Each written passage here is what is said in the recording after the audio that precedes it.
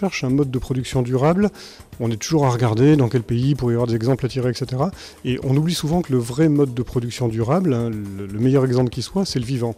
C'est la biosphère, c'est sa capacité d'innover en permanence, d'inventer des solutions face à des pressions qui changent sans cesse.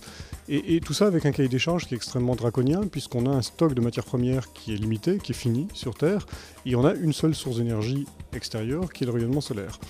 Et avec ça, le vivant fonctionne depuis des milliards d'années en recyclant l'énergie, la matière première en permanence. Et donc on s'est dit, mais finalement, face à la contrainte du développement durable, est-ce qu'on n'a pas on n'a pas de meilleure source d'inspiration que le vivant?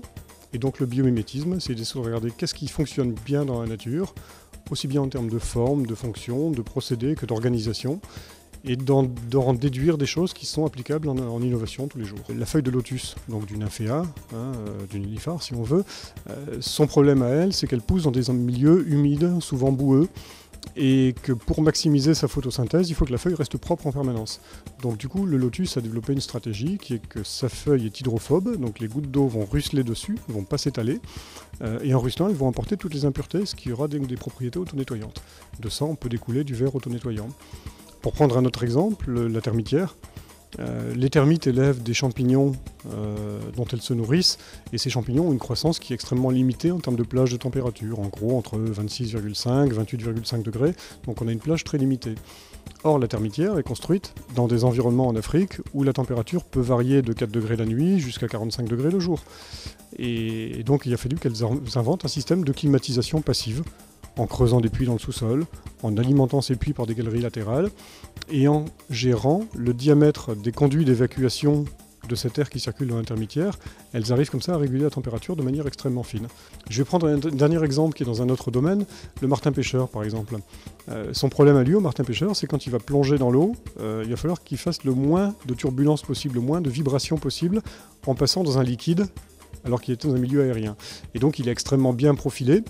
Et finalement, nos ingénieurs japonais, quand ils ont inventé le Shinkansen, leur problème à eux, c'est que le Japon est un pays montagneux, donc il y a beaucoup de tunnels, et il fallait que le TGV n'ait pas besoin de ralentir trop au moment de rentrer dans les tunnels, sans que ça gêne non plus le confort des passagers, qu'il n'y ait pas d'onde de choc, etc. Et donc ce qu'ils ont fait, c'est qu'ils ont copié la forme du bec du martin-pêcheur pour profiler le nez du TGV japonais du Shinkansen.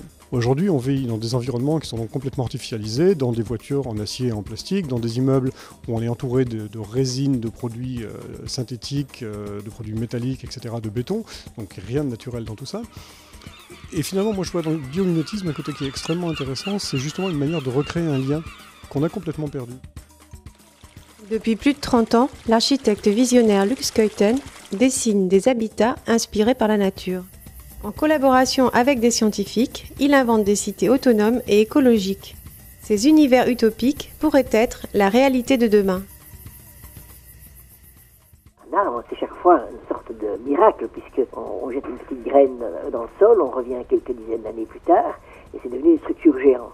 Mais pour construire cette structure qui est portante, qui constitue un amas de matériaux incroyables, si nous devions le faire, il nous faudrait des équipes d'ouvriers, d'ingénieurs, de chercheurs très importants, et puis il nous faudrait beaucoup de matériaux. Et bien là, ça se fait tout seul, avec le vent, le soleil, le pluie, les nutriments dus aux déchets de tous les autres arbres qui se trouvent aux alentours. Et puis cette structure magnifique va capter le CO2 et le piéger et en faire un outil extraordinaire pour réparer toutes les bêtises qu'on a fait dans notre environnement.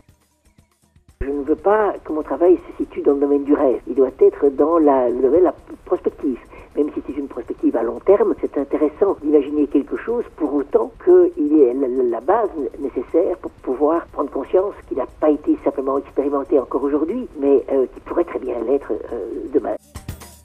Le futur, il y a deux manières de l'anticiper, soit de considérer que l'époque actuelle est finalement une époque affreuse, qui est une parenthèse dans l'histoire de l'humanité et dont on va sortir en se réconciliant avec le reste du vivant. Et donc dans ce cas-là, ça veut dire qu'on aura pris les choses par la main, qu'on aura anticipé les changements. Soit on attend que ces changements viennent, et là il sera trop tard, et il faudra y faire face avec des sacrifices qui vont être franchement très cruels en termes de qualité de vie, en termes de bien-être pour l'ensemble de la population. Donc on a le choix entre aller de quelque chose de franchement meilleur ou de carrément bien pire.